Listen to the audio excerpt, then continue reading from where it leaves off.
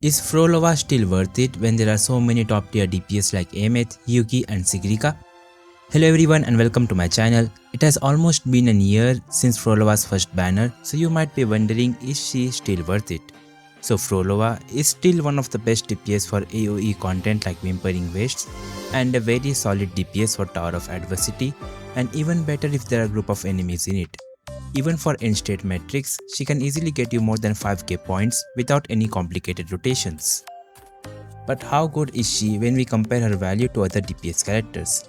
Aemeath, Hiyuki and Sigrika are top 3 current DPS, so I will be comparing Phrolova with them.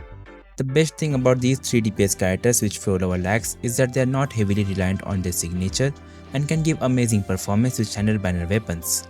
As for Phrolova, she does perform with standard banner weapon, but there is a huge gap between her signature and her other options which makes her signature a must pull.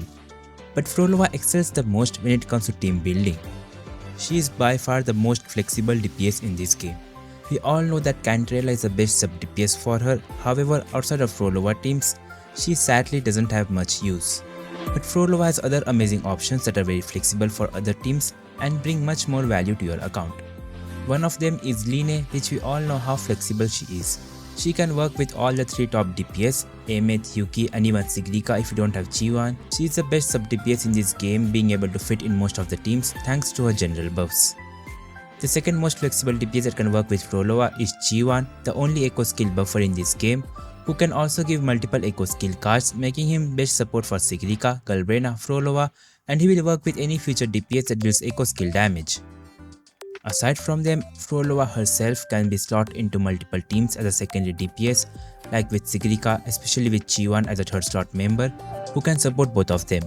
DPS like Galbrena, Jian, Phoebe, who can also benefit from her heavy attack damage buff. She also has many great F2P options like Danjin, Havoc Rover, Bullying and many more. So this is one of the biggest strengths of Phrolova, being able to slot into multiple teams, but also having amazing F2P options which most of the current DPS lacks. For example, with Sigrika, her G1 teams perform a lot better than her other options. Hiyuki, I would say she prefers having Line or her future support in the team, as they will give her a much bigger boost than her F2P teams. But her DPS with F2P teams is also quite good, especially in Whimpering Wastes, where her Sanwa teams give a similar performance to her Line teams. And if you are good enough, she is also strong enough to solo quite a lot of endgame contents. But yeah, for casual players, I would say she is reliant on Line or her future best in slot buffer.